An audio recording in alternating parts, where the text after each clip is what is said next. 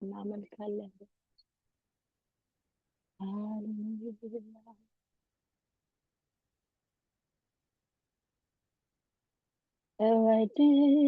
እወድሃለው እጅግ አብዝቼ ከልቤ ጋራ እጄን አንስቼ በምን ቋንቋ ነው የምገልጸው የልቤ አምላክ ሆይ ፍቅር ብዙ ነው።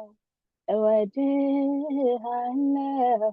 እጅግ አብዝቼ ከልቤ ጋራ እጄን አንስቼ በምን ቋንቋ ነው ከቶ የምገልጸው የልቤ አምላክ ሆይ ፍቅር ብዙ ነው። ቃላት ባገኘሁና ባወራው ያንተን ምስጋና የልቤ በደረሰልህ አምላክ ያንተው ከፈልህ ቃላት ባገኘውና ባወራው ያንተን ምስጋና የልቤ በደረሰልህ አንተው ከፈልህ እወድሃለው እጅግ አብዝቼ ከልቤ ጋራ እጄን አንስቼ በምን ቋንቋ ነው ከቶ የምገልጸው የልቤ አምላክ ሆይ ፍቅር ብዙ ነው። እወድሃለው እጅግ አብዝቼ ከልቤ ጋራ እጄን አንስቼ በምን ቋንቋ ነው ከቶ የምገልጸው የልቤ አምላክ ሆይ ፍቅር ብዙ ነው። ቃላት ባገኘውና ባወራው ያንተን ምስጋና የልቤ በደረሰልህ አምላክ ያንተው ከብረህልኝ ቃላት ባገኘውና ባወራው ያንተን ምስጋና የልቤ በደረሰልህ አምላክ ያንተው ከፈልህ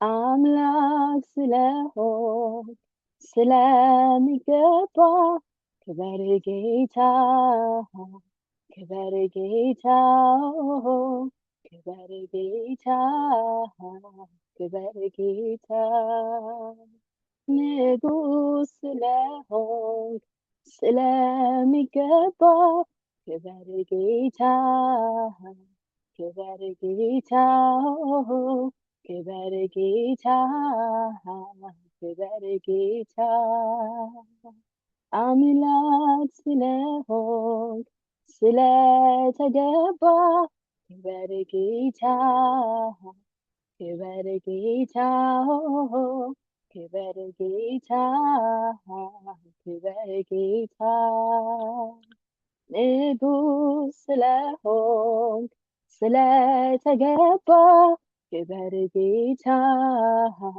ክበር ጌታ ክበር ጌታ ክበር ጌታ አምላኬ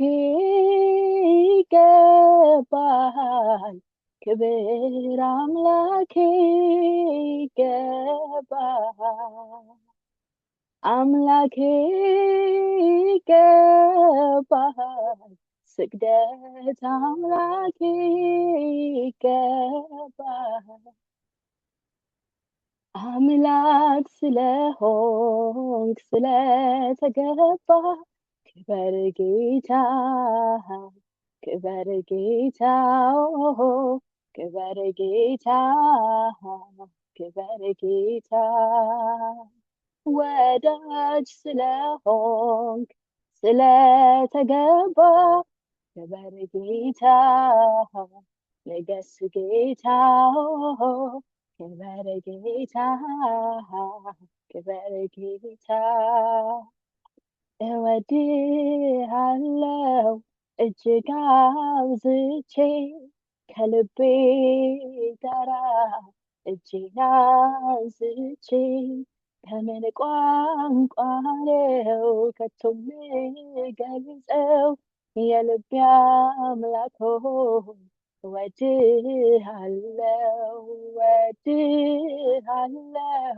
እጅግ አብዝቼ ከልቤ ጋራ እጄን አንስቼ በምን ቋንቋ ነው ከቶ የምገልጸው የልቤ አምላክ ሆይ ፍቅር ብዙ ነው።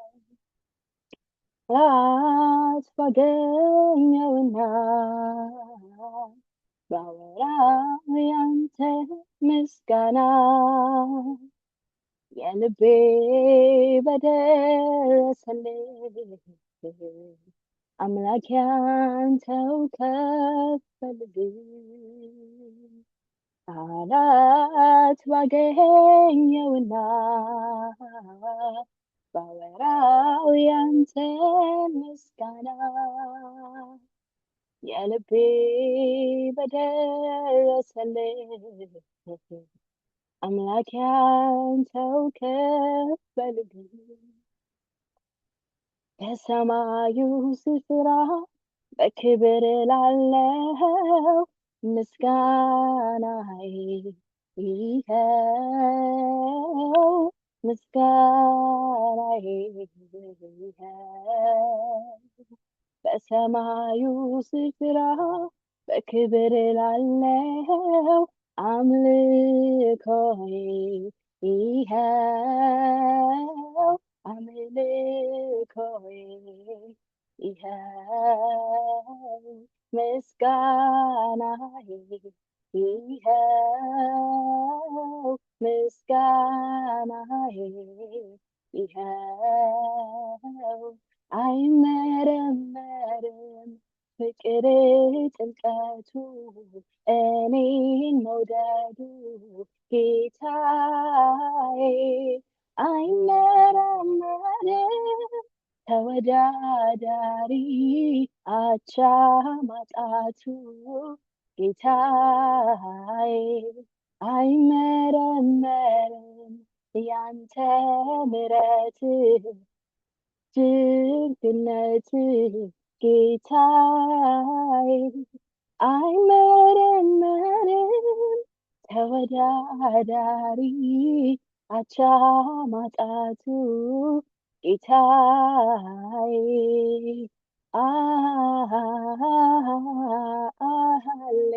ሃሌሉያ ሃሌሉያ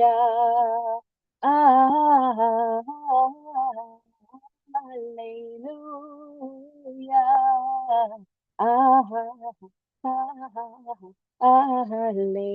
ሃሌሉያ አይመረመርም ያንተ ደግነት ደግሞም ፍቅር አዎ አይመረመርም እኔን ማየት ደግሞ መርዳት ጌታዬ አይመረመርም መውደድ ፍቅር ደግሞ ምሕረት ጌታዬ አይመረመርም በኔ ላይ ያለው ያንተ ቸርነት ጌታዬ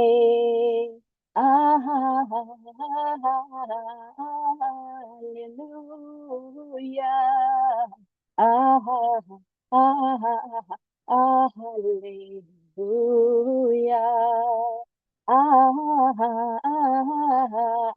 Hallelujah. Hallelujah. ተባረክ ኢየሱስ። ምሕረቱ አያልቅምና ለዘላለም ቸር ነውና የማዳን ኃይሉን ሊያሳየን በክንዱ ለሚጎበኘን መልካሙን መዓዛ በምስጋና አቅርቡለት፣ በእልልታም ስገዱለት። ምሕረቱ አያልቅምና ለዘላለም ቸር ነውና የማዳን ኃይሉን ላሳየን በክንዱ ሚጎበኘን መልካሙን መዓዛ በምስጋና አቅርቡለት፣ በእልልታም ስገዱለት። ምሕረቱ አያልቅምና ለዘላለም ቸር ነውና የማዳን ኃይሉን ሊያሳየን በክንዱ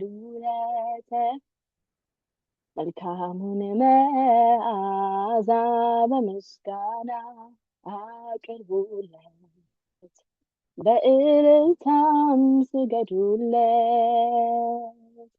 በባቢሎን ወንዞች ማዶ አዝነን ተቀምጠን ጽዮንን ባሰብናት ጊዜ እጅግ አለቀስን። የመጽናናት ከላይ ግን ያየናል እንባችንን ጠርጎ ስብራታችንን ይጠግንልናል። ምሕረቱ አያልቅምና ለዘላለም ቸር ነውና ኃይሉን ሊያሳየን በክንዱ ለሚጎበኘን መልካሙን መዓዛ በምስጋና አቅርቡለት፣ በእልልታም ስገዱለት፣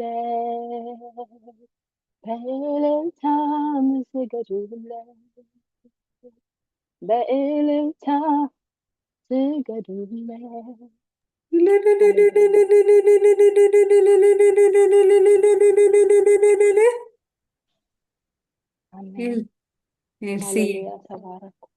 ተባረኪልኝ ኤልስዬ፣ ዘመንሽ ይባረክ፣ ከዚህ በላይ ጸጋው ይብዛልሽ። በጣም ነው የምናመሰግንሽ። ድንቅ ጊዜ ነበረን። ወገኖች እንግዲህ ወደሚቀጥለው ፕሮግራም የእምነት አሁን ዛሬ 7ኛውን ክፍል እምነት አቋምና መሰረታዊ የክርስትና ምሰሶች በሚል ላለፉት 6 ሳምንታት ወንድማችን እዝራ ጌታ እየረዳው ሲያስተምረን ቆይቷል። ዛሬ ደግሞ የእምነት አቋም ስለ ዘላለም በሚል 7ኛ ሳምንት ያቀርብልናል። እንግዲህ ወንድማችን እዝራ አንሚዩት አድርገህ መቀጠል ትችላለህ። ጌታ ይረዳሃል። ተባረክልኝ።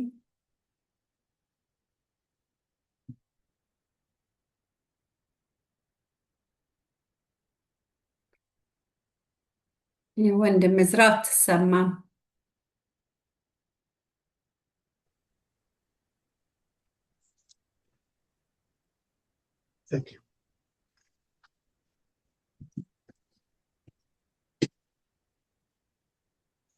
ሰላም ወገኖች፣ አሁን እሰማለሁ።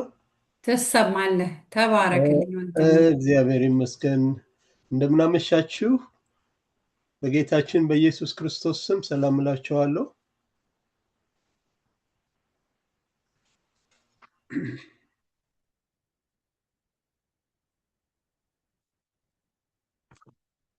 ኦኬ፣ እግዚአብሔር ይመስገን። ዛሬ እንግዲህ የምንመለከተው የእምነት አቋም ትምህርት ስለ ዘላለም ነው። 7ኛው ሳምንት ነው የዛሬው ትምህርታችን።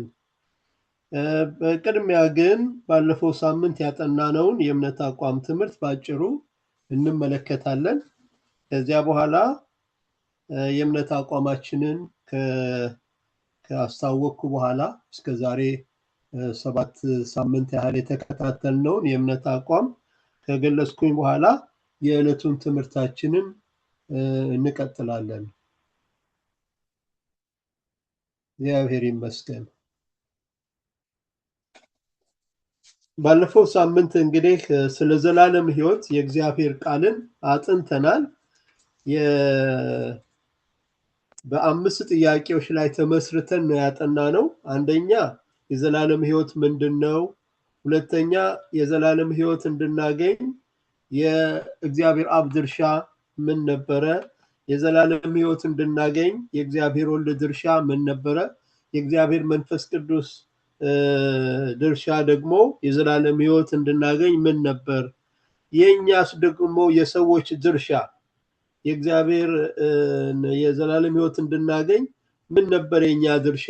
የሚሉትን ጥያቄዎች አንስተን ለነዚህ ምላሽ የሚሆን ከእግዚአብሔር ቃል ተመልክተናል። በመጀመሪያ የዘላለም ሕይወት የጸጋ ስጦታ ነው የሚለውን ከእግዚአብሔር ቃል ተመልክተናል።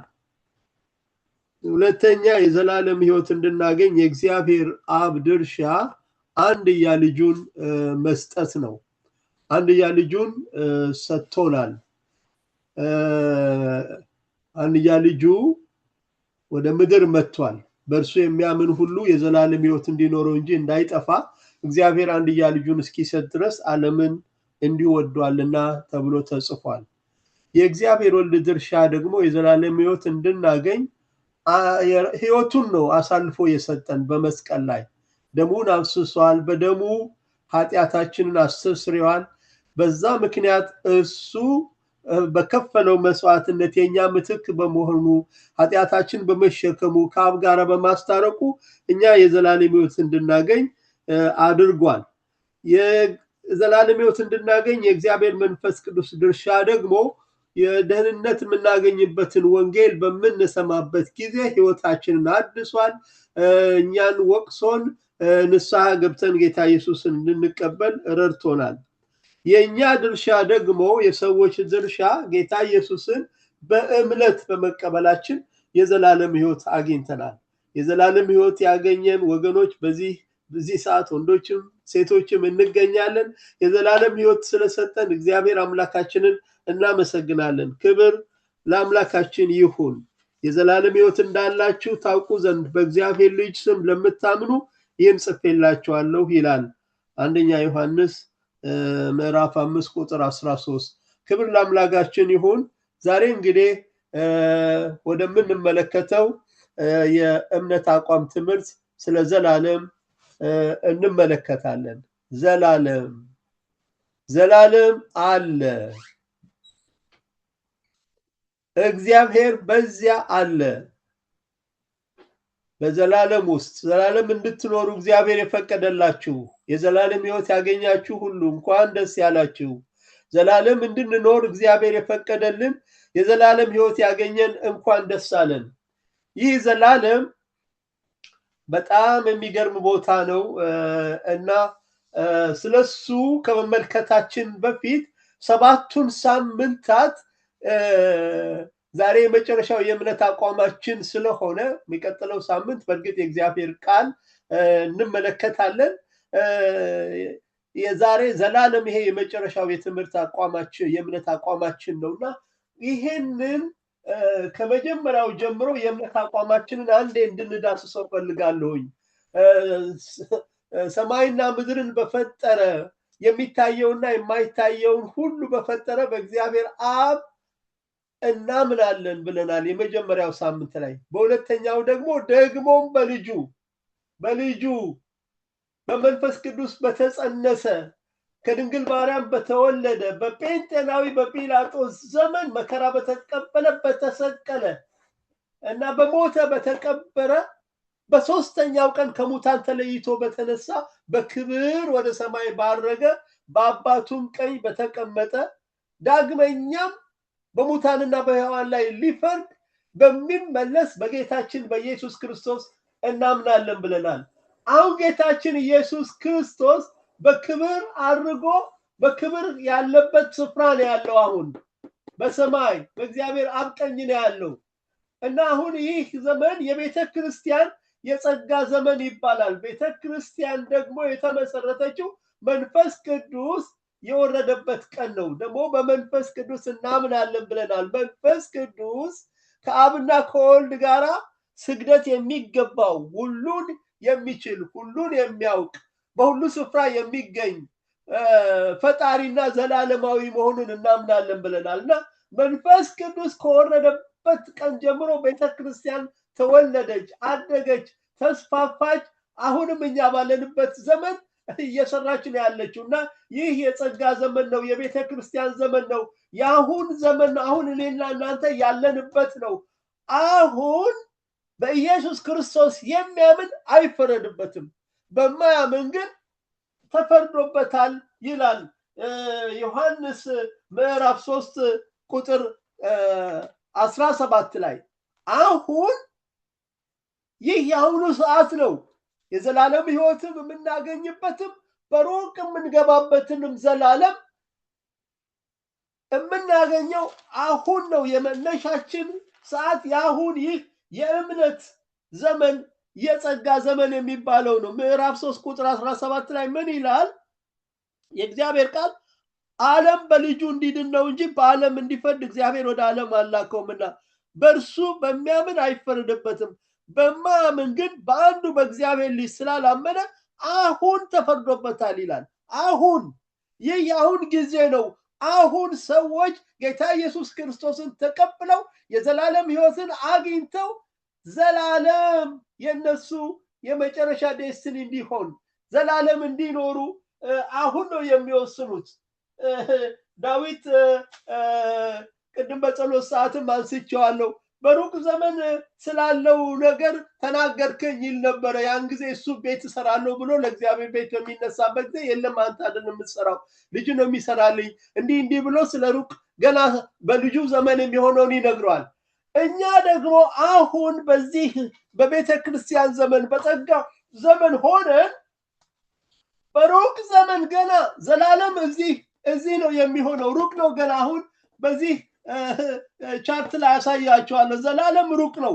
አሁን ያለነው እዚህ አሁን ገና መነጠቅ የሚባለው ቦታ ገና አልደረስንም። በቅርብ ጊዜ አናውቀውም ጌታችን የሚመጣበትን ጊዜ። በቅርብ ጊዜ ግን ቤተክርስቲያን የምትነጠቅበት ጊዜ ይሆናል። ያን ጊዜ በኋላ እንደገና 7 ዓመት እዛ በሰማይ ላይ እንቆያለን ከጌታችን ጋራ ስራችን ሁሉ እዛ በበጉ ዙፋን ፊት በክርስቶስ የፍርድ ወንበር ፊት ስራችን ይታያል። አክሊሎች የሚቀበሉ አሉ፣ ሽልማት የሚቀበሉ አሉ። እዛ የክርስቶስ የፍርድ ወንበር ፊት እንሆናለን። እንደገና ደግሞ የጌታ ራት የበጉ ራት የሚባላል እርሱ ያዘጋጀው በእርሱ ደም የተዋጁ ሁሉ የሚገኙበት 7 ዓመት። ከዛ በኋላ ነው ከጌታችን ጋራ ወደ ምድር የምንመጣው ጌታችን ዳግም ተመልሶ በሚመጣበት ጊዜ። ከዚያ በኋላ እንግዲህ ጌታ ኢየሱስ ክርስቶስ እዚህ ምድር ላይ ያለውን አመፀኛውን መሲህ ኢየሩሳሌምን እያመሰ ያለውን ዓለምን እያመሰ ያለውን 7 ዓመት የመከራ ዘመን ውስጥ ሲሰራ የነበረውን ሐሰተኛው መሲህ በዚህ በአርማጌዶን ጦርነት ጊዜ እዚህ ጋር እርሱ ያስወግደዋል ጌታችን። እንደውም በጣም የሚገርም ነው። በቃ ሰውነታቸው ሁሉ እንደቆሙ እንዲበሰብስ ያደርገዋል እና በአፉ እስትንፋስ ነው የሚያጠፋቸው። ማናቸውም መንቀሳቀስ አይችሉም። ከመቅጽበት ነው ጌታችን የሚያስወግዳቸው። ከዛ በኋላ እርሱ ወደ ሺው መንግስት ከቤተ ክርስቲያን ጋራ ይገባል። በሺህ ዓመት መንግስት ውስጥ ከቆየ በኋላ እዚህ 7 ዓመት ቆየን ሰማይ ላይ። አሁን ደግሞ እዚህ 1000 ዓመት 1007 ከዚያ በኋላ ነው ዘላለም የሚጀምረው። አሁን ዛሬ የምንመለከተው ስለ ሩቅ ዘመን የምንገባበትን ጌታችን ግን አሁን ነው ያዘጋጀው። አሁን የዘላለም ሕይወት ያገኙ በሙሉ የሕይወታቸው ለዘላለም ከጌታ ጋር የሚሆን ነው። ለዘላለም ከጌታ ጋር የማይሆኑትን ደግሞ በተለይ እዛ ከሺህ ዓመት በኋላ የተፈታው ሰይጣን እዚህ አውኮ ዓለም ላይ ያሉትን ሰዎች እንደገና አስተባብሮ ለጦርነት ይመጣል። ጌታችን ከሰማይ እሳት ይልክና በእሳት ያጠፋዋል። እሱን ወደ ገሃነመ እሳት ይጥለዋል። ወደ ገሃነመ እሳት እሳት ባህር የሚከፈትበት ጊዜ ነው ያለው በዚህ በነጩ ዙፋን ፍርድ ጊዜ እና ያን ጊዜ ሰይጣን ወደዛ ነው የሚወረወረው። እንደገና በዚህ በነጩ ዙፋን ፍርድ ፊት ደግሞ የሚቀርቡ አሉ። ባለፈው በትንሣኤ ጊዜ የተመለከትናቸው በሁለተኛው ትንሣኤ የሚነሱ ሙታን አሉ። እነሱ ደግሞ ተፈርዶባቸው አሁንም ለሰይጣንና ለመላእክቱ ወደ ተዘጋጀ ወደዛ ወደ እሳት ባህር ነው የሚሄዱት። ይሄ ግን ዘላለም ግን አዲሲቱ ኢየሩሳሌም ከሰማይ ትወርዳለች። ቀጥላለሁ። አዲስ ሰማይና ምድር በዚህ በነጩ ዙፋን ፍርድ መጨረሻ ላይ አዲስ ሰማይና አዲስ ምድር ከሰማይ ይወርዳል። ዘላለም በአዲሱ ሰማይና ምድር ነው የምናሳልፈው። መጽሐፍ ቅዱስ የሚያስተምረን ይህኛው ዓለም አሁን ያለንበት ዓለም የሚያልፍ ዓለም ነው። ሰማይና ምድር ያልፋሉ፣ ቃሌ ግን አያልፍም ብሏል ጌታ ኢየሱስ። ይሄ አሁን ያለው ዓለምን ሰይጣን በአዳም ጊዜ ለመጀመሪያ ጊዜ ኤደኑን ገነት ያለውን ነገር አበላሸ። ከሰማይ ደግሞ ቀድሞ በሚባረርበት ጊዜ አየር ላይ ስለሆነ የተወረወረው አየሩን ሁሉ አበላሸ።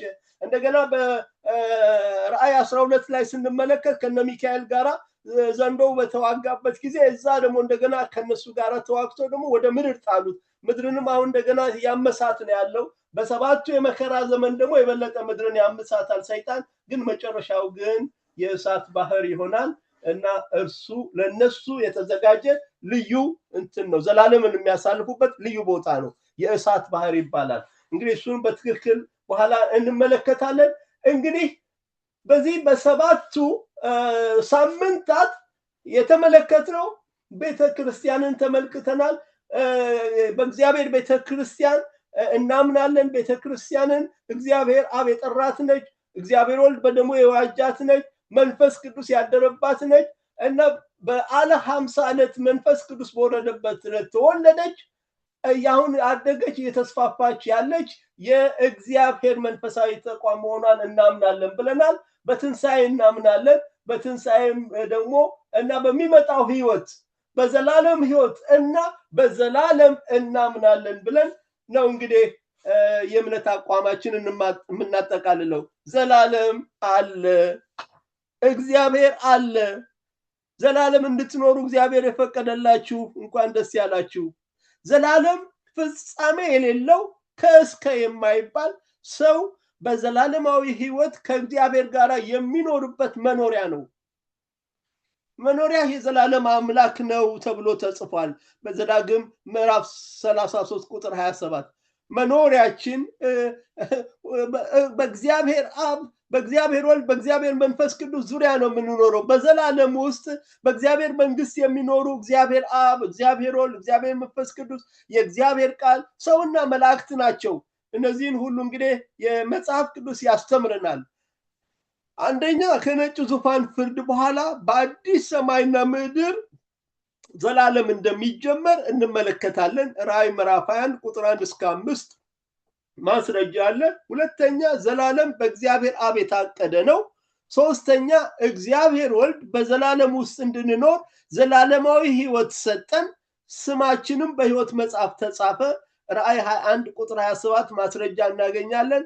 አራተኛ የዘላለም መንፈስ የሆነው መንፈስ ቅዱስ የዘላለም ህይወት በተቀበልንበት ዕለት ማህተም በህይወታችን ላይ አደረገ።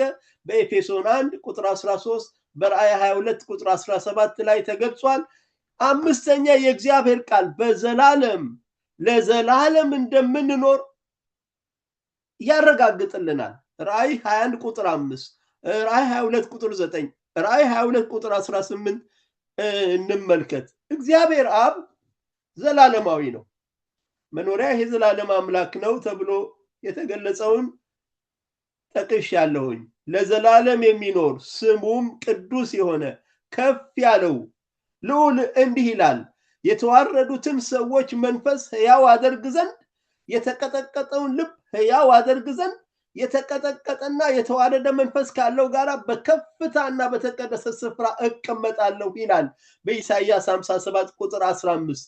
ለዘላለም የሚኖር ይሄ እግዚአብሔር ለዘላለም የሚኖር ነው። ተራሮች ሳይወለዱ ነበረ እግዚአብሔር አብ፣ ምድርም ዓለምም ሳይሰሩ ከዘላለም እስከ ዘላለም ድረስ አንተ ነህ ይላል ዳዊት በመዝሙር 89 በቅንፍ 90 ላይ ቁጥር 2 ላይ እናገኛለን ማስረጃ።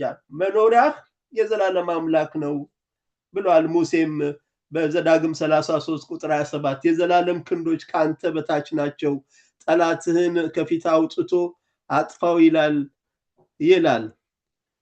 እግዚአብሔር አብ ዘላለማዊ ነው። አቤቱ አንተ ከጥንት ምድርን መሰረትህ፣ ሰማያት የእጅህ ስራ ናቸው፣ እነርሱ ይጠፋሉ፣ አንተ ግን ትኖራለህ። ይህ አሁን የምናየው ሰማይና ምድር ያልፋል፣ ሁላቸው እንደ ልብስ ያረጃሉ፣ እንደ መጎናጸፊያም ትለውጣቸዋለህ፣ ይለወጡማል። አንተ ግን እግዚአብሔር አብ ያው አንተ ነህ፣ ዓመቶችም ከቶ አያልቁም ይላል ዳዊት በመዝሙር 101 በቅንፍ 102 25 እና 27 ላይ ጥቅሱ እናገኛለን። እግዚአብሔር ቸር፣ ምሕረቱ ለዘላለም እውነቱም ለልጅ ልጅ ነውና መዝሙር 99 በቅንፍ 100 ቁጥር 5 ላይ ያለውን የጠቀስኩት። የእግዚአብሔር አብ ዕቅድ ዘላለማዊ ነው። ይህም በክርስቶስ ኢየሱስ በጌታችን የፈጸመው የዘላለም ሐሳብ ነበረ። የእግዚአብሔር አብ ዕቅድ በሙሉ ወይም በከፊል በጊዜ ውስጥ ከዓለምና ከጊዜ በፊት ተወስኗልና ዕቅዱ ዘላለማዊ ነው። የዕቅዱ ክፍሎች እንደ ስነ ፍጥረት፣ እንደ ሰው ደህንነት፣ እንደ መጨረሻው የነጭ ዙፋን ፍርድ ያሉት ዕቅዶች በዓለም ታሪክና ጊዜ ውስጥ ይፈጸማሉ። እነዚህ ሰፊ ናቸው፣ ጊዜ የሚወስዱ ነገሮች ናቸው። እነዚህን ለመተንተን ያዳነን በቅዱስም አጠራር የጠራን እግዚአብሔር ነውና ይህም እንደ ራሱ ሐሳብና ጸጋ መጠን ነው እንጂ እንደ ስራችን መጠን አይደለም። ይህ ጸጋ ከዘላለም ዘመናት በፊት በክርስቶስ ኢየሱስ ተሰጠን ይላል ሐዋርያው ጳውሎስ በሁለተኛ ጢሞቴዎስ ምዕራፍ 1 ቁጥር 9።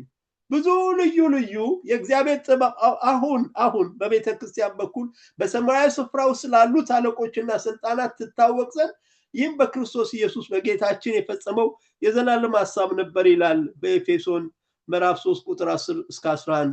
ጳውሎስ ይህንን እግዚአብሔር ገልጦለታል። እግዚአብሔር ወልድ ነው አሁን የምንመለከተው። እሱም ዘላለማዊ ነው። አወጣጡ ከቀድሞ ጀምሮ ከዘላለም የሆነ ነው።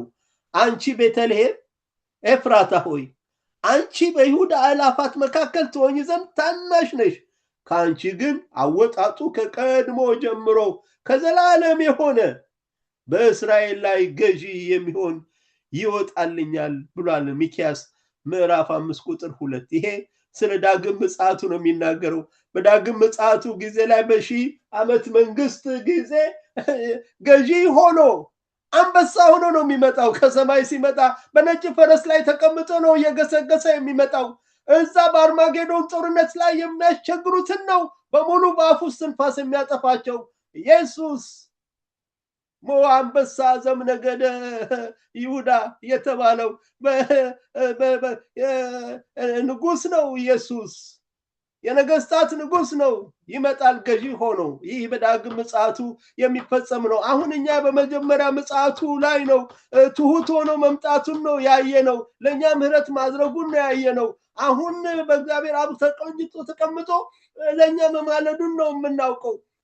ግን ከምጽአት ከዳግም ምጽአት በኋላ ግን አንበሳ ሆኖ ፈራጅ ሆኖ ገዢ ሆኖ ነው የሚመጣው። ኢየሱስ ክርስቶስ ትናንትና ዛሬም እስከ ዘላለምም ያው ነው። ዕብራውያን 13 ቁጥር 8 መጀመሪያ ቃል ነበረ፣ ቃልም በእግዚአብሔር ዘንድ ነበረ፣ ቃልም እግዚአብሔር ነበረ። ይህ በመጀመሪያው በእግዚአብሔር ዘንድ ነበረ፣ ሁሉ በእርሱ ሆነ፣ ከሆነውም አንዳች እንኳ ያለ እርሱ አልሆነም ይላል ዮሐንስ 1 ቁጥር 1 ላይ። አሁን ስለ እግዚአብሔር መንፈስ ቅዱስ ዘላለማዊነት ነው የምንመለከተው። በዘላለም መንፈስ በመንፈስ ቅዱስ ዘላለማዊነት አምናለሁ። ይህም በእግዚአብሔር ቃል የተገለጸ ነው። ነውር የሌለው ሆኖ በዘላለም መንፈስ ራሱን ለእግዚአብሔር ያቀረበ የክርስቶስ ደም እንዴት ይልቅ ሕያውን እግዚአብሔርን እንድታመልኩ ከሞተ ስራ ሕሊናችሁ ያነጻ ይሆን ተብሎ ተጽፏል በዕብራውያን ምዕራፍ 9 ቁጥር 14 ላይ። በዘላለም መንፈስ እግዚአብሔር መንፈስ ቅዱስ ዘላለማዊ መሆኑን አምናለሁ። አሁን ይሄ የዘላለም በነጭ ዙፋን ፍርድ ጊዜ የሚሆነውን የምንመለከተው። በነጭ ዙፋን ፍርድ ጊዜ ታላቅ ነጭ ዙፋን በእርሱ ላይም የተቀመጠውን አየሁ አለ ዮሐንስ። ምድርና ሰማይ ከፊቱ ሸሹ፣ ስፍራም አልተገኘላቸውም ይላል። እዛ ነጭ ዙፋን ፍርድ ላይ የተቀመጠውን ሲያዩ እነዛ አሮጌው ምድርና ሰማይ ከፊቱ ሸሹ ነው የሚለው። እነሱ ሸሽተው እንግዲህ ወደዛ ወደ እሳት ባህር የገቡ ነው የሚመስለኝ። ስፍራ አልተገኘላቸውም። ሙታንም ታናናሾቹም ታላላቆቹም በዙፋኑ ፊት ቆመው አየሁ ይላል። እነዛ ሞተው የነበሩት እንግዲህ ሁለት ትንሣኤ ያለ ብለናል። የሁለተኛው ትንሣኤ ሙታን በክርስቶስ ፍርድ ፊት የሚቆሙበት ነው። እነሱን ቆመው አየሁ ነው የሚለው በራእይ አሁንም የሚመለከተው ዮሐንስ ነው። ዮሐንስ ከራእይ ምዕራፍ 4 ጀምሮ ሰማይ ላይ ሆኖ ነው መልአኩ አውጥቶ ከሰማይ ሆኖ ነው ምድርን ይመለከት የነበረው። ከምዕራፍ 1 እስከ 3 ራእይን እዚሁ ምድር ላይ ሆኖ ነው የጻፈው። ምዕራፍ 4 ጀምሮ ግን ያለውን ሰማይ ላይ እግዚአብሔር አውጥቶት ነው። በጌታ ቀን በመንፈስ ነበርኩኝ ብሎ በሰማይ ላይ ሆኖ ነው የሚመለከተው። በምድር ላይ እነዚህን በሰባቱ የመከራ ዘመኖችን ሁሉ ከላይ ሆኖ ነው እግዚአብሔር ያሳየው የነበረው። ይሄ በራእይ የተመለከተ የጻፈው ነው የሚገልጽልን።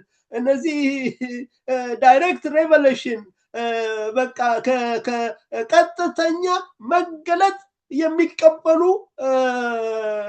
የእግዚአብሔር ሰዎች አሉ፣ በመንፈስ ቅዱስ የተመሩ። የሚቀጥለው ሳምንት የእግዚአብሔር ቃል ስንመለከት የእነሱን ነገር እናነሳለን። በቀጥታ የእግዚአብሔር ቀጥተኛ መገለጥን የሚያገኙና ያንን የሚጽፉ ናቸው እንደ ዮሐንስ ያሉት ጸሐፊዎች። መጽሐፍትም ተከፈቱ ይላል። ሌላ መጽሐፍም ተከፈተ፣ እርሱም የሕይወት መጽሐፍ ነው ይላል።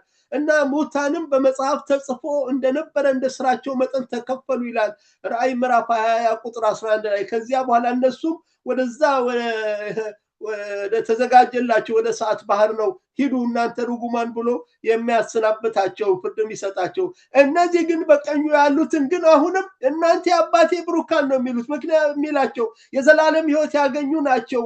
ንጉሱ በቀኙ ያሉትን እንዲህ ይላቸዋል፣ እናንተ የአባቴ ብሩካን ኑ ኑ ኑ፣ ዓለም ከተፈጠረበት ጊዜ ጀምሮ የተዘጋጀላችሁን መንግስት ውረሱ።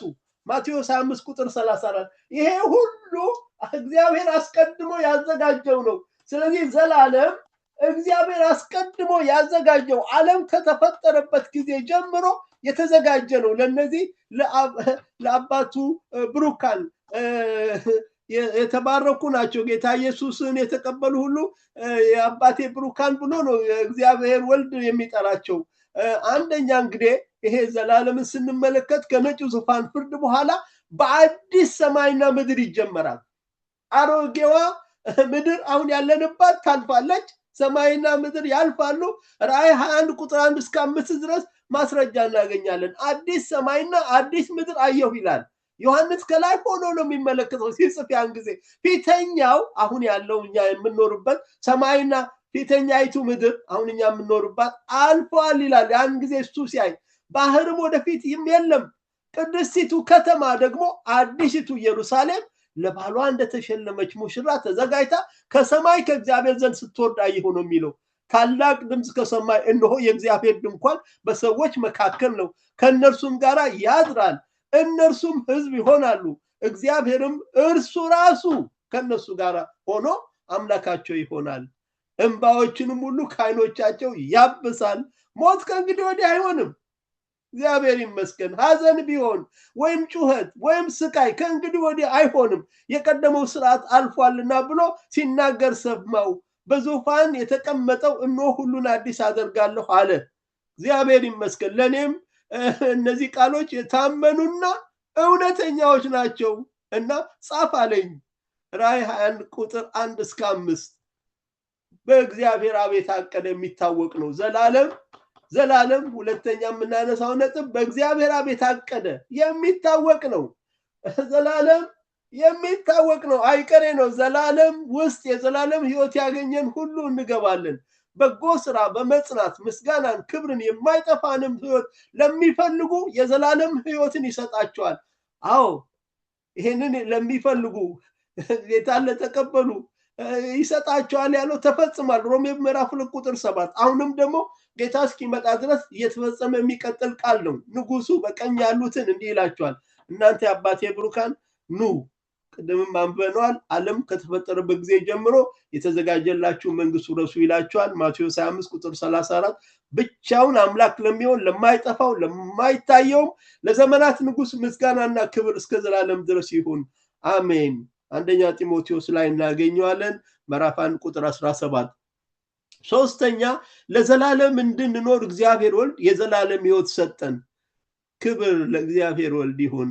እግዚአብሔር ወልድ በዘላለም ውስጥ እንድንኖር ዘላለማዊ ሕይወት ሰጠን፣ ስማችንንም በሕይወት መጽሐፍ ተጻፈ ይላል። ራእይ 21 ቁጥር 27 ላይ ማስረጃ አለ። ለበጉ በሆነው በሕይወት መጽሐፍ ከተጻፉት በቀር ጸያፍ ነገር ሁሉ ርኩሰትና ውሸትም የሚያደርግ ወደ እርሷ ከቶ አይገባም። ወደ ዘላለም ዘላለም ሕይወትን ያልተቀበለ ወደዛ አይገባም። ራእይ 21 ቁጥር 27። አራተኛ ለዘላለም እንድንኖር መንፈስ ቅዱስ የዘላለም ሕይወት በተቀበልንበት ዕለት ማህተም በሕይወታችን ላይ አደረገ። የዘላለም መንፈስ የሆነው መንፈስ ቅዱስ የዘላለም ሕይወት በተቀበልንበት ዕለት ማህተም በሕይወታችን ላይ አድርጓል። ኤፌሶን ምዕራፍ 1 ቁጥር 13፣ ራእይ ምዕራፍ 22 ቁጥር 17 መንፈሱና ማለትም መንፈስ ቅዱስና ሙሽራይቱን ማለትም ቤተክርስቲያን ና ይላሉ። የሚሰማም ና ይበል፣ የተጠማም ይምጣ፣ የወደደም የሕይወትን ውሃን እንዲያው ይውሰድ ተብሎ ተጽፏል። ኤፌሶን ምዕራፍ 1 ቁጥር 13፣ ራእይ ምዕራፍ 22 ቁጥር 17። አምስተኛ ለዘላለም እንደምንኖር የእግዚአብሔር ቃል አረጋግጦልናል። የእግዚአብሔር ቃል ለዘላለም እንደምንኖር አረጋግጦልናል። ራእይ 21 ቁጥር 5 ማስረጃ አለ። ምዕራፍ 22 ቁጥር 9፣ ምዕራፍ 22 ቁጥር 18 እናንብብ። ዙፋንም የተቀመጠው እነሆ ሁሉን አዲስ አደርጋለሁ አለ። ለእኔም እነዚህ ቃሎች የታመኑና እውነተኛዎች ናቸው እና ጻፍ አለኝ። ራእይ 21 ቁጥር 5፣ 22 9 ለእኔም ዘመኑ ቀርቧልና የዚህን መጽሐፍ ትንቢት ቃል በማህተም አትዝጋው አለኝ ይላል ዮሐንስ ራእይ 10 ቁጥር 10 ላይ። የእግዚአብሔር ቃል ዘላለማዊ ነው፣ አይጨመርበትም። በዚህ መጽሐፍ የተጻፈውን የትንቢት ቃል ለሚሰማ ሁሉ እኔ እመሰክራለሁ፣ ማንም በዚህ ላይ አንዳች ቢጨምር እግዚአብሔር በዚህ መጽሐፍ የተጻፉትን መቅሰፍቱ ይጨምርበታል ይላል ዮሐንስ ራእይ ምዕራፍ 22 ቁጥር 18 ላይ። የእግዚአብሔር ቃል ዘላለማዊ ነው። የእግዚአብሔር ወልድ ስም ነው። በደምም የተረጨ ልብስ ተጎናጽፏል፣ ስሙም የእግዚአብሔር ቃል ተብሏል። እንግዲህ ራሱም ባለቤቱ መድኃኔዓለም የእግዚአብሔር ቃል ተብሎ ይጠራል። ራእይ ምዕራፍ 19 ቁጥር 13። በዘላለም ውስጥ እንባ፣ ሞት፣ ሐዘን፣ ጩኸትና ስቃይ አይኖሩም። ምን አይነት ልዩ መኖሪያ ነው! በዘላለም በአዲሱ ዓለም እንባ፣ ሞት፣ ሐዘን፣ ጩኸትና ስቃይ አይኖርም። እንባዎችን ሁሉ ከዓይኖቻቸው ያብሳል። ሞት ከእንግዲህ ወዲህ አይሆንም። ሐዘንም ቢሆን ወይም ጩኸት ወይም ስቃይ ከእንግዲህ ወዲህ አይሆንም፣ የቀደመው ስርዓት አልፏል ብሎ ሲናገር ሰማው። ራእይ 21 ቁጥር 5። ይሄ ህመም፣ ስቃይ የዚህ አሁን ያለንበት የምንኖርበት ዓለም ጉዳይ ነው። ይሄ ግን የሚያልፍበት ቀን ይመጣል። በዘላለም በአዲሱ ዓለም ሌሊት አይሆንም፣ ጨለማ የለም። በዚያ ከእንግዲህ ወዲህ ሌሊት አይሆንም። ጌታ አምላክም በእነሱ ላይ ያበራላቸዋል። የመብራት ብርሃን፣ የፀሐይ ብርሃን አያስፈልጋቸውም። ለዘላለም እስከ ዘላለም ይነግሳሉ። ራእይ 22 ቁጥር 5። ራሱ በጉ ጌታ ኢየሱስ ራሱ ብርሃን ነው። በዚህ ምድር ላይ እንኳን በተራራ ላይ ያዕቆብና ዮሐንስን ይዟቸው ወጥቶ መልኩ በሚለወጥበት ጊዜ ያን ጊዜ ክብሩን ሲያዩ መሬት ላይ ነው የወደቁትና እንደሞተ ሰው የሆኑት። ጳውሎስም ደግሞ ሳውል በነበረበት ጊዜ ቤተክርስቲያንን ሲያሳድድ ጌታ ኢየሱስ በሰማይ ሲገለጥና ሲያናግረው ማየት አልቻለም። ከፀሐይ የሚበልጥ ብርሃን አበራብኝ ነው የሚለው እና መሬት ላይ ወደኩኝ ነው የሚለው እና በጣም በጉ ራሱ በብርሃን የተሞላ ነው። ራሱ አካሉ ክብር ለመድኃኔዓለም ይሁን። በዘላለም ለዘላለም የሚኖሩ ሰዎች ከእግዚአብሔር ጋር ይኖራሉ። እድለኞች ናቸው። ከእግዚአብሔር ጋር መኖር እድለኛ መሆን ነው።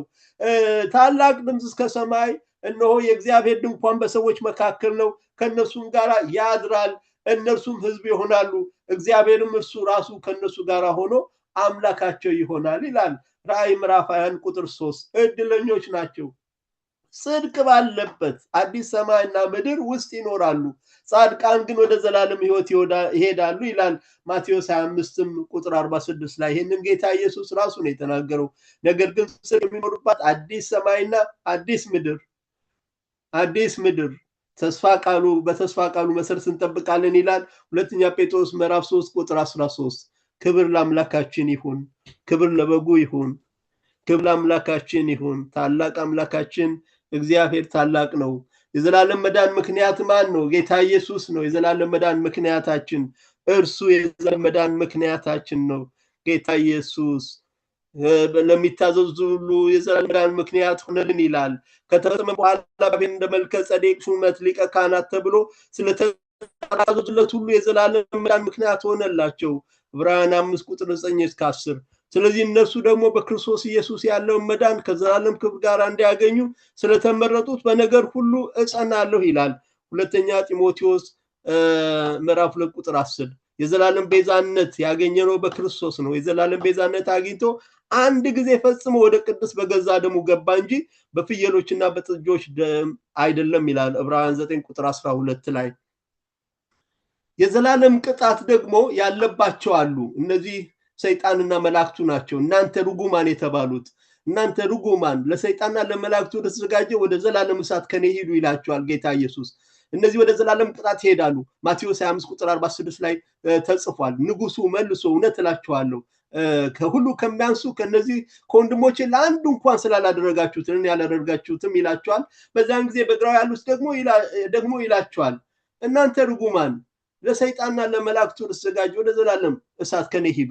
ተርቤ አላበላችሁኝ፣ ተጠምቼ አላጠጣችሁኝምና፣ እንግዳ ሆኜ አልተቀበላችሁኝምና፣ ታርዤ አላለበሳችሁኝምና፣ ታምሜ ታስሬም አልጠየቃችሁኝምና ይላቸዋል እና ይፈርድባቸዋል። ማቴዎስ 5 ቁጥር 40 እስከ 43 ማስረጃ እናገኛለን። ዘላለም እነዚህ የሚሄዱት የነሱ ዘላለምን የሚያሳልፉት በእሳት ባህር ውስጥ ነው። የዘላለም ኃጢአት ያለባቸው የዘላለም እሳት የእሳት ባህር የሚባል አለ። በመንፈስ ቅዱስ ላይ የሚሳደብ ሁሉ የዘላለም ኃጢአት ዕዳ ይሆንበታል እንጂ ለዘላለም ኃጢአቱ አይሰረይለትም። ማርቆስ 3 ቁጥር 9። እናንተ ርጉማን የተባሉ አሉ ለሰይጣንና ለመላእክቱ ተዘጋጀ ወደ ዘላለም እሳት ከኔ ሂዱ ይላቸዋል። የዘላለም እሳት አለ። በዘላለም በእሳት ውስጥ የተቃጠሉ ነው የሚኖሩት። ማቴዎስ 5 ቁጥር 41። ይሄ የተፈረደባቸው ፍርድ ነው። ሞትና ሲኦልም በእሳት ውስጥ ተጣሉ። ሞትና ሲኦልም ራሳቸው ወደዛ ወደ እሳት ባህር ውስጥ ነው የሚዛወሩት። ይህም የእሳት ባህር ሁለተኛ ሞት ነው። ሕይወትም መጽሐፍ ተጽፎ ያልተገኘው ማንኛውም በእሳት ባህር ውስጥ ተጣለ ይላል። እኛ አሁን አማኞች የዘላለም ሕይወት ያገኘነው አንድ ሞት ብቻ ነው ያለብን። እሱንም በትንሣኤ ጌታ ኢየሱስ የትንሣኤ አካል እንድንለብስ ያደርጋል። ሁለተኛ ሞት ግን ያለባቸው እነዚህ ሁለተኛ ትንሣኤ በዚህ በነጩ ዙፋን ፍርድ ጊዜ የሚነሱት እነሱ አንደኛ ሞት ነበረባቸው፣ ሞተው ነበር። እንደገና አሁን ሁለተኛ ሞት ነው ወደ እሳት ባህር ውስጥ የሚጣሉት። የእሳት ባህር ከአዲሱ ሰማይና ምድር ውጭ ያለ የተለየ ስፍራ ነው። በጣም አስፈሪ እሳት የሚነድበት ቦታ ነው። በአዲሱ ዓለም በዘላለም አዲስ ሰማይና አዲስ ምድርን አየሁ ነው የሚለው ዮሐንስ በራእዩ። አዲስ ሰማይን አዲስ ምድርን አየሁ፣ ፊተኛው ሰማይና ፊተኛው ምድር አልፈዋልና ባህርም ወደፊትም የለም ይላል ራእይ 21 ቁጥር 1። ሰማይና ምድር ሲፈጠሩ ውብ ነበሩ። መጀመሪያ እግዚአብሔር ሰማይና ምድርን ፈጠረ። ዘፍጥረት 1 ቁጥር 1 ላይ እግዚአብሔር ያደረገውን ሁሉ አየ፣ እነሆም እጅግ መልካም ነበር። ማታም ሆነ ጠዋትም ሆነ ስድስተኛ ቀን። ዘፍጥረት 1:31 ላይ ማስረጃ እናገኛለን። የቀደመው ዓለም ስርዓት ከውድቀት በኋላ መለወጥ ጀመረ። ምድር ከአዳም ኃጢአት የተነሳ ተረገመች። አዳምን አለው የሚስትን ቃል ሰምተሃልና ከእርሱ እንዳትበላ ካዘዝኩህ ዛፍ በልተሃልና ምድር ካንተ የተነሳ የተረገመች ትሁን። በሕይወት ዘመን ሁሉ በድካም ከእርሷ ትበላለህ። ዘፍጥረት 3:17። በኖህ ዘመን ስጋ የለበሰ ሁሉ መንገዱን አበላሽቶ ነበር። ምድር በእግዚአብሔር ፊት ተበላሸች፣ ምድር ግፍን ተሞላች። እግዚአብሔር ምድርን አየ፣ እነሆም ተበላሸች፣ ስጋን የለበሰ ሁሉ በምድር ላይ መንገዱን አበላሽቶ ነበርና ይላል ዘፍጥረት 6 ቁጥር 11 እና 12 ላይ እናገኛለን። የሰው ልጅ የልብ ክፋት እየባሰ በመሄዱ በዘፍጥረት 11 እና በኢሳይያስ 24 የተጻፈው እርግማን ለሰውና ለምድር ደረሰ። ምድር በሰባቱ የመከራ ዘመንማ የባሰ ትበላሻለች። ሰይጣን ብዙ ብልሽት ነው የሚያደርገው። ምድር አለቀሰች ይላል ኢሳይያስ። ረገፈችም፣ ዓለም ደከመች ረገፈችም። የምድር ሕዝብ ታላላቆች ደከሙ። ምድር ከሚቀመጡባት በታች ረክሳለች። ሕጉን ተላልፈዋልና ስርዓቱንም ለውጠዋልና የዘላለሙን ቃል ኪዳን አፍርሰዋልና። ስለዚህ መርገም ምድርን ትበላለች፣ በእርሷም የተቀመጡ ይቀጣሉ። ስለዚህ የምድር ሰዎች ይቃጠላሉ፣ ጥቂትም ሰዎች ይቀራሉ ይላል ኢሳይያስ 24 ቁጥር 4 እስከ 6 ስንመለከት። በሰማይ ሰልፍ ሆነ ይላል። ሚካኤልና መላእክቱ ዘንዶውን ተዋጉ። ራእይ 12 ላይ የምናገኝ ነው። በሰማይ ሰልፍ ሆነ፣ ሚካኤልና መላእክቱ ዘንዶውን ተዋጉ። ዘንዶውም ከመላእክቱ ጋር ተዋጋ፣ አልቻላቸውምም። ከዚያ ወዲያ በሰማይ ስፍራ አልተገኘላቸውም። ስለዚህ ከአየሩ ላይ ተጣሉ ማለት ነው። ዓለምን ሁሉ የሚያስተው ዲያብሎስና ሰይጣን የሚባለው ታላቁ ዘንዶ፣ እርሱም የቀደመው እባብ አዳምና ሔዋንን ያሳተው ተጣለ፣ ወደ ምድር ተጣለ። ምድር ላይ ደግሞ መከራ ሊያመጣ ነው። መላእክቱም ከእርሱ ጋር ተጣሉ ይላል ራእይ 12:7 እስከ 9። ይሄ ለፍርድ የተዘጋጀ ነው። በጣም የሚገርም ነው። በጣም የሚገርም ነው። ድምጼ ይሰማል? እግዚአብሔር ይመስገን። አሁን የዘመን ፍጻሜ እይታ ካላቸው አንዱ አብርሃም ነበረ። መሰረት ያላትን እግዚአብሔር የሰራትን የፈጠራትን ከተማ ይጠብቅ ነበረ። ዕብራውያን 11 ቁጥር 10 ላይ ነገር ግን ወደ ጽዮን ተራራ ወደ ሕያው እግዚአብሔር ከተማ ደርሳችኋል፣ ወደ ሰማያዊት ኢየሩሳሌም በደስታ ወደ ተሰበሰቡት ወደ አላፋት መላእክት። ዕብራውያን 12 ቁጥር 22 ላይ በዚህ የምትኖር ከተማ የለችንም፣ ነገር ግን ትመጣ ዘንድ ያላትን ከተማ እንፈልጋለን ይላል ዕብራውያን 13 ቁጥር 14።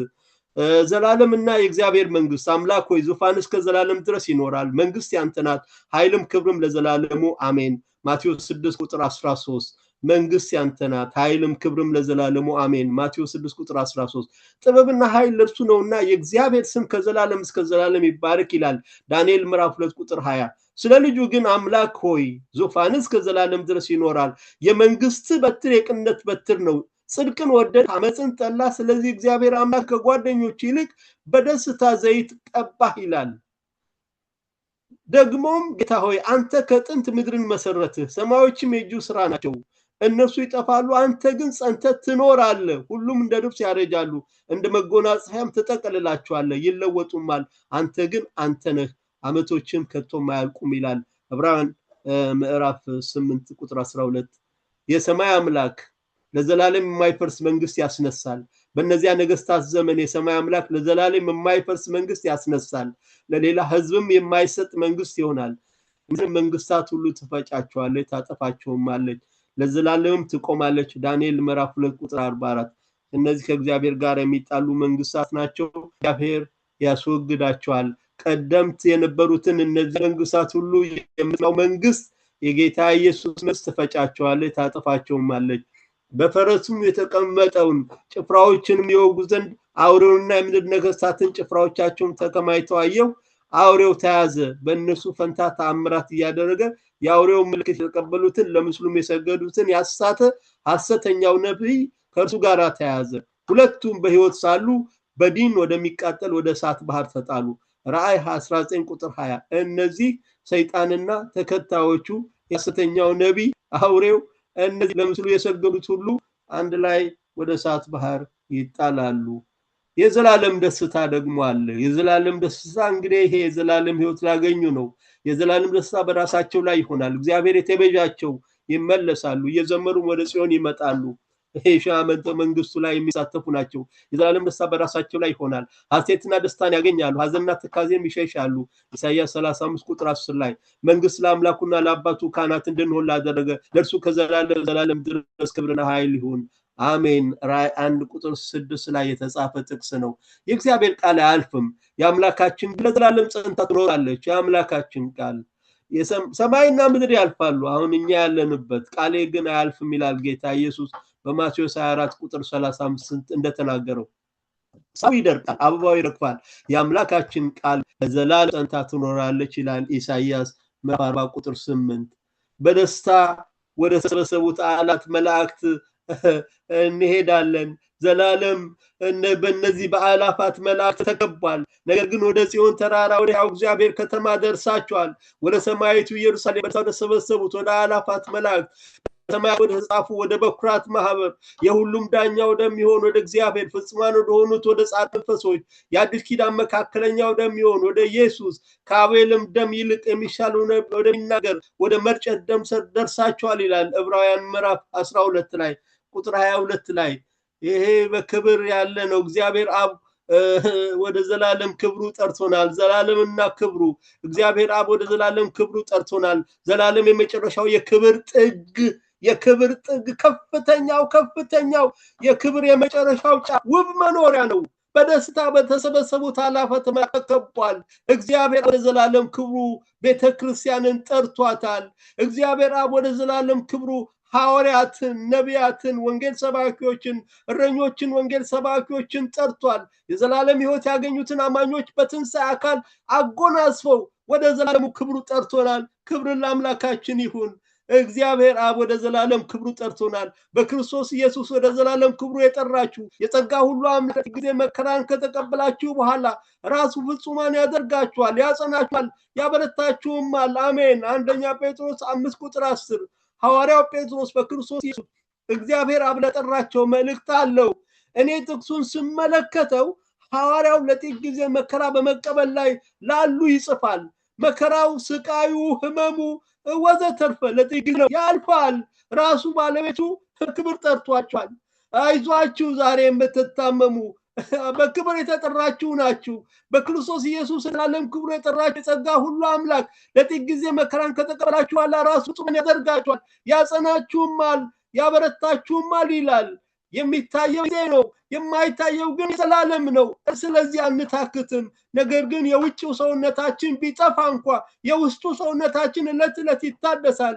የማይታየውን እንጂ የሚታየውን ባንመለከት ቀላል የሆነ የጊዜው መከራችን የክብርን የዘላለም ብዛት ከሁሉ መጠን ይልቅ ያደርግልናልና የሚታየው የጊዜው ነው፣ የማይታየው ግን የዘላለም ነው ይላል ጳውሎስ በሁለተኛ ቆሮንቶስ ምዕራፍ 4 ቁጥር 16 እስከ 18። የእግዚአብሔር አብ የዘላለም ሐሳብ ምንድን ነው? በዘመን ፍጻሜ ይደረግ ዘንድ ያለውን ሐሳቡ በሰማይ በምድር ያለው ሁሉ የእሱ ሐሳብ በክርስቶስ ሁሉን ለመጠቅለል ነው። ኤፌሶን ምዕራፍ 1 ቁጥር 10። ይህም በክርስቶስ ኢየሱስ በጌታችን የፈጸመው የዘላለም ሐሳብ ነበረ ይላል ኤፌሶን ምዕራፍ 3 ቁጥር 11 ላይ። ምስጋናና ክብር እንግዲህ እስከ ዘላለም ድረስ ለአምላካችን ይሁን። መልካሙን የእምነት ገድል ተጋደል፣ የተጠራህለትንም በብዙ ምስክሮች ፊት በመልካም መታመን የታመንክለትን የዘላለምን ሕይወት ያዝ። የዘላለምን ሕይወት ያዝ። እሱ ነው ወደ ዘላለም እንድንገባ የሚያደርገን። የዘላለም ሕይወታችንን አጥብቀን መያዝ አለብን። ሁሉን በሕይወት በሚጠብቅ በእግዚአብሔር ፊት በጴንጤና በጲላጦስ ዘንድ መልካሙን መታመን በመሰከረ በክርስቶስ ኢየሱስ ፊት አዝሃለሁ ይለዋል ጢሞቴዎስን ሐዋርያው ጳውሎስ። ጌታችን ኢየሱስ ክርስቶስ እስኪገለጥ ድረስ ዳግም እስኪመጣ ድረስ በአየር እስኪመጣ ድረስ ለእኛ እስኪመጣ ድረስ ያለ እድፍና ያለ ነቀፋ ሆነ ትእዛዙን ጠብቅ። ያንንም መገለጡን በራሱ ጊዜ ብፁዕና ብቻውን የሆነ ገዢ የነገስታት ንጉስና የጌቶች ጌታ ያሳያል። አይቀሬ ነው፣ ዘላለም አለ። አይቀሬ ነው። የዘላለም ሕይወት ያገኘን ሁሉ ለዘላለም የታጨነን እርሱ ብቻ የማይሞት ነው። ማንም ሊቀርበው በማይችል ብርሃን ይኖራል። አንድ ሰው ስንኳ አላየውም፣ ሊያየው አይቻለውም። ለእርሱ ክብርና የዘላለም ኃይል ይሁን፣ አሜን። ሁለተኛ ጢሞቴዎስ ምዕራፍ 6 ቁጥር 12 እስከ 16 ተጽፏል። ብቻውን አምላክ ለሚሆን ለማይጠፋው ለማይታየው ለዘመናት ንጉስ ምስጋናና ክብር እስከ ዘላለም ድረስ ይሁን፣ አሜን። አንደኛ ጢሞቴዎስ ምዕራፍ 1 ቁጥር 7። ዘላለም አለ ወገኖች፣ ዘላለም አለ። እግዚአብሔር በዚህ አለ። ዘላለም እንድትኖሩ እግዚአብሔር የፈቀደላችሁ የዘላለም ሕይወት ያገኛችሁ ሁሉ እንኳን ደስ ያላችሁ። ዘላለም እንድንኖር እግዚአብሔር የፈቀደልን የዘላለም ሕይወት ያገኘን እንኳን ደስ ያለን። ክብር ለአምላካችን ይሁን። እግዚአብሔርን አመሰግናለሁ። የሚቀጥለው ሳምንት የእምነት አቋም ትምህርታችን ጌታ ቢፈቅድ ትምህርታችን ስለ እግዚአብሔር ቃል ይሆናል። ዛሬ ትምህርቱን ስላዳመጣችሁ እግዚአብሔር ይባርካችሁ። ለሚቀጥለው ሳምንት ትምህርት ጸልዩልኝ፣ እኔም እጸልይላችኋለሁ። እህቴ ኤፊ አመሰግናለሁ። ጊዜውን ላንቺ አስረክባለሁ። አሜን። እዝራ ጌታ ኢየሱስ ዘመንን ይባርከው፣ ጸጋ ይብዛልህ፣ ይጨምርልህ። ወገኖች እንግዲህ ስለ ዘላለም ሕይወት ስለ ዘላለም ተምረናል። ባለፈው 7 ሳምንታት የተማራችሁትን ጥያቄ ቢኖራችሁ ይሄ ነገር አልገባኝ የምትሉ ኔክስት ዊክ እንግዲህ ጻፉና 8ኛው ሳምንት ላይ ጥያቄያችሁን ይመልስላችኋል እዝራ። ባካችሁ ሳይገባችሁ ዝም ብላችሁ እንዳታልፉ። ትንሽ የምትጠራጠሩበት ነገር ካለ ጻፉና እሱ በጣም ደስተኛ ነው ለማብራራት። እዝራ ዘመንን እግዚአብሔር ይባርክ። ወገኖች እንግዲህ ፕሮግራማችንን ልንጨርስ ትንሽ ቀርቶናል። ነገ ጠዋት እህታችን ሻሎም ከሳውዝ አፍሪካ ፕሮግራም አላት 6 o'clock ኤቭሪ ቱስዴይ 6 o'clock እየገባችሁ ጸጋን ተካፈሉ፣ ብዙ ትባረኩበታላችሁ። ላለው ተባረኩልኝ። እንግዲህ አሁን ደግሞ የቀረን የመጨረሻውን ጸሎት ፒተርዬ መካከላችን አለ።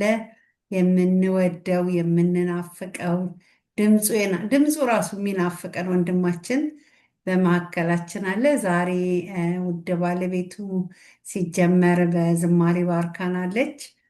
እሱ ደግሞ አሁን ደግሞ በመጨረሻው ጸሎት ጸልዮ ያሰናብተናል። ፒተርዬ አንሚዩት አድርገህ መቀጠል ትችላለህ። እንዴት ነህ? ደህና ነው ወይ? በመጠን እየኖርክ ነው ወይ?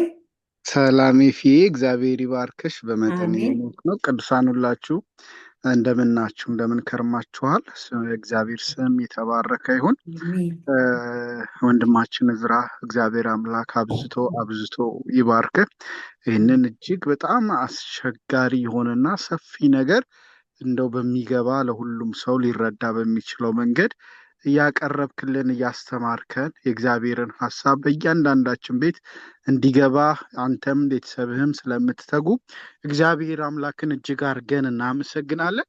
እግዚአብሔር የአምላካችን ስም የተባረከ ይሁን። ከመጀመሪያው ጊዜ ጀምሮ በጸሎት የነበራችሁ በሙሉ እኔ ከገባሁበትም ያየሁት እግዚአብሔር አምላክ ሁላችሁን ይባርክ። መስዬ አፄ ኤልሱ በዝማሬ እንዲሁም ኤፊ ወንድማችን እዝራ ሁላችሁም በዚህ ህብረት በአገልግሎት በዛሬው ላይ የተሳተፋችሁ እግዚአብሔር አምላክ ይባርካችሁ። ደግሞ እንጸልያለን ከኔ ጋር።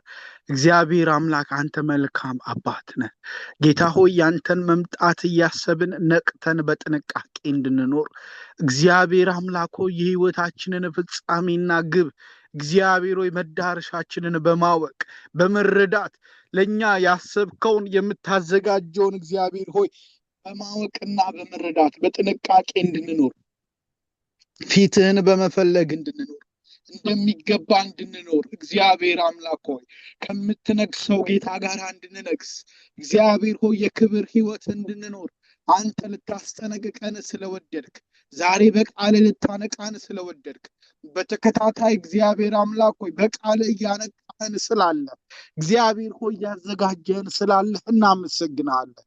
እግዚአብሔር አምላክ ሆይ ማናችንም ቢሆን መቅረዛችን እግዚአብሔር ሆይ ሳይጠፋ እግዚአብሔር ሆይ ዘይታችን ሳያልቅ እንደሚገባ እየኖርን በክብር ካንተ ጋር እንድንከብር እግዚአብሔር ሆይ በሚመጣው በመንግስት እንድንከብር ለዘላለም ካንተ ጋር እንድንሆን እግዚአብሔር ሆይ በሺው ዓመት መንግስት ቢሆን ለዘላለም ቢሆን እግዚአብሔር አምላክ ሆይ ከሚጠፉት ጋር እንዳንጠፋ እግዚአብሔር አምላክ ሆይ ከሚነሆልሉት ጋር እግዚአብሔር ሆይ ጠፍተን እንዳንቀር በዓለም ተይዘን እንዳንቀር በስጋ ተይዘን እንዳንቀር እግዚአብሔር አምላክ ሆይ ደግሞ ዕለት ተዕለት ትጋታችን አንተን መፈለጋችን አንተን ማምለካችን ከንቱ እንዳልሆነ እንዲገባን በቃል ስለተናገርከን እናመሰግናለን።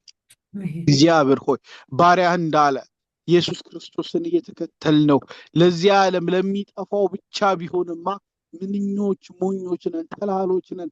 ነገር ግን ክርስቶስን እየተከተልነው ለማይጠፋው ለዘላለም ለሆነው ነው እንደሚለው ቃል እግዚአብሔር ሆይ ለሚበልጣው ክብር ስለተከተለ የሚበልጣውን ክብር ደግሞ በወንድማችን በኩል እየነገርከን ስላለ ምን እንደሚመጣ ምን እንደሚጠብቀን በቃልህ እንደተናገርከን እግዚአብሔር ሆይ ልክ እንደዛው ደግሞ እንድንረዳ እንድናስተውል እግዚአብሔር አምላክ ሆይ አሁን ጊዜው ሆኖ ስለተናገርከን እናመሰግናለን።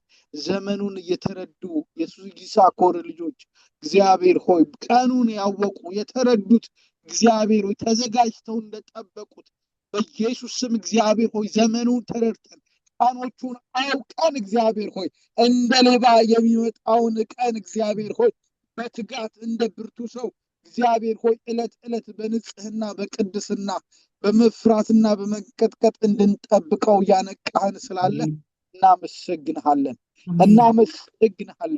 ተስፋችን እዚህ ምድር ላይ ብቻ ስላልሆነ ድካማችን እዚህ ብቻ ስለማይቀር ሩጫችን እግዚአብሔር ሆይ ለዚህ ነገር ብቻ ስላልሆነ የሚበልጥ ክብር በላይ በሰማይ የሚበልጥ ክብር እግዚአብሔር ሆይ ከልጅ ጋር ስላለን እናመሰግንሃለን። እግዚአብሔር ሆይ ሩጫችን የሆነ ቦታ ላይ እግዚአብሔር ሆይ ደከመን ብለን ጥለን እንዳንሄድ እግዚአብሔር ሆይ ከሜዳው ራሳችንን እንዳናገል እግዚአብሔር ሆይ የዓለምን ኮተት ተሸክመን ከብዶን እንደሚገባ መሮጥ እንዳያቅተን እስከ ፍጻሜ መጓዝ እግዚአብሔር ሆይ ሳንችል እንዳንቀር እግዚአብሔር ሆይ ማስወገድ ያለብንን እንድናስወግድ መጣል ያለብንን እንድንጥል የሚመጣው ከፊታችን ያለው የሚጠብቀን አሁን እየሆነ ያለው ነገር ግራ የሚያጋባው ነገር ለምን እየሆነ እንዳለ እንድንረዳ እንድናስተውል እግዚአብሔር ሆይ እንደ ይሳኮር ልጆች ልባችንን ልታቀና ልታነቃቃን እግዚአብሔር ሆይ ስለወደድክ እናመሰግናለን። ዳንኤል ጊዜው እንደደረሰ አውቆ በፊትህ ይጾምና ይጸልይ እንደነበር እግዚአብሔር ሆይ አሁን ደግሞ የተናገርክበት የዘመን ፍጻሜ ላይ እንዳለን አውቀን በጾምና በጸሎት እግዚአብሔር ሆይ ፊትህን በመፈለግ እንድንሆን ይቀን ሲሆን እግዚአብሔር ሆይ አንዳችንም ከታሰበልን ክብር እንዳንጎድል ልታነቃን ስለወደድክ እግዚአብሔር ሆይ በረከታችን በዚህ በምድር ብቻ ሳይሆን በሰማያትም እንደሚቀጥል የበለጠ ተስፋ እንዳለን አውቀን እግዚአብሔር ሆይ ጥንቅቅ ብለን እንድንኖር ልታነቃን ስለወደድክ እናመሰግናለን። እግዚአብሔር ሆይ ይህንን የሰማን ሁላችን እግዚአብሔር ሆይ በኢየሱስ ስም መንቃት ይሆንልን፣ መነቃቃት ይሆንልን። እግዚአብሔር አምላክ ሆይ በጌታ በኢየሱስ ስም ያስተማረን ወንድማችንንም እዝራ እግዚአብሔር ሆይ አንተ አብልጠ ጥበብንና እውቀትን እንድትገልጥለት እግዚአብሔር ሆይ ቤቱን እንድትባርክ እግዚአብሔር ፍጻሜውን እንድታጸና በጌታ በኢየሱስ ስም እግዚአብሔር ሆይ በቤቱ በልጆቹ በረከት እንዲያገኝ እግዚአብሔር ሆይ ኢየሱስ ስም በዚህ ትምህርት ቤቱ እንዲጸና በኢየሱስ ስም ጸልያለሁ። እግዚአብሔር ሆይ በኢየሱስ ስም እሱ ባስተማረው ትምህርት ቤቱ እንዲጸና እግዚአብሔር ሆይ ጸልያለሁኝ። የሁላችን ቤት በዚህ ትምህርት የተነሳ እግዚአብሔር ሆይ መዳን እንዲሆን ከሰማነው ቃል የተነሳ ፈውስ እንዲሆን ከሰማነው ቃል የተነሳ መጽናናት እንዲሆን ከሰማነው ቃል የተነሳ እግዚአብሔር ሆይ መንቃትና መበርታት እንዲሆን በኢየሱስ ስም ጸልያለሁኝ። እግዚአብሔር ሆይ በዚህ ህብረት ላገለገሉት ሁሉ እግዚአብሔር ሆይ በየሳምንቱ ለሚተጉት ሁሉ ጸጋህ እንዲበዛላቸው እግዚአብሔር ሆይ ለአንተ እግዚአብሔር ሆይ ያንተን ቤት እያገለገሉ ነውና የታመነ ቤት እንድትሰራላቸው በኢየሱስ ስም ጸልያለሁ። እግዚአብሔር ሆይ አንተ ስትሰራ አንተ ስትንቀሳቀስ ሁሉ ነገር ይሞላልና በኢየሱስ ስም እግዚአብሔር አምላክ ሆይ አንተ ጣልቃ እንድትገባ በጸሎት ርዕሶቻቸው ላይ ጣልቃ እንድትገባ እግዚአብሔር ሆይ በዚህ የበዓል ሰሞን ላይ እግዚአብሔር ሆይ በልዩ ልዩ ጉዳይ በሚጸልዩበት ርዕሰ ጉዳይ ላይ እግዚአብሔር ሆይ አንተ ጣልቃ እንድትገባ በኢየሱስ ስም ጸልያለሁ። እግዚአብሔር ሆይ እውነተኛ ተሐድሶ እንዲሆን እውነተኛ በረከት እንዲሆን እውነተኛ እግዚአብሔር አምላክ ሆይ የውስጥ ደስታና ፍስሐ እግዚአብሔር ሆይ በቅዱሳን ቤት እንዲገባ ጸልያለሁ። ካንተ የሆነ በረከት ካንተ የሆነ ጉብኝት እግዚአብሔር ሆይ በእያንዳንዳችን ቤት እንዲመጣ ጸልያለሁ። እግዚአብሔር በየትኛውም ጉዳይ ላይ በጤንነት ላይ ቢሆን በስራ ላይ ቢሆን በትምህርት ላይ ቢሆን እግዚአብሔር አምላክ ሆይ በትዳር ላይ በልጆች ላይ ቢሆን እግዚአብሔር ሆይ በሚታቀዱ ጉዳዮች ላይ እግዚአብሔር ሆይ በዚህ ህብረት ውስጥ ባሉ የትኛውም የጸሎት ጉዳዮች ላይ እንደ ፈቃድህ እንደወደድክ እግዚአብሔር ሆይ ያንተ ጉብኝት እንዲሆን በኢየሱስ ስም ጸልያለሁ። ያንተ በረከት እንዲሆን በኢየሱስ ስም ጸልያለሁ። ካንተ የሆነ መታየት እንዲሆን በኢየሱስ ስም ጸልያለሁ። ጊዜው ደርሶ የኤልሳቤጥ ጸሎት እንደተሰማና እንደተመለሰ እግዚአብሔር አምላክ ሆይ በኢየሱስ ስም ጊዜያቸው የሚደርስ የሚመለስበት የሚጎበኙበት ጉብኝትን ከጌታዬ አገኘው የሚሉበት ስለታቸውን የሚያስገቡበት እግዚአብሔር ይህንን በዚህ ዘመን አደረገልኝ የሚሉበት እንዲሆን በኢየሱስ ስም ጸልያለሁ። ጌታ ሆይ ስለ ሁሉ ተመስገን። ክብር ሁሉ ተጠቅልሎ ላንተ ይሁን። በተወደደው ልጅ በጌታችን በኢየሱስ ክርስቶስ ስም ጸለይኩ። አሜን። አሜን። ፒተር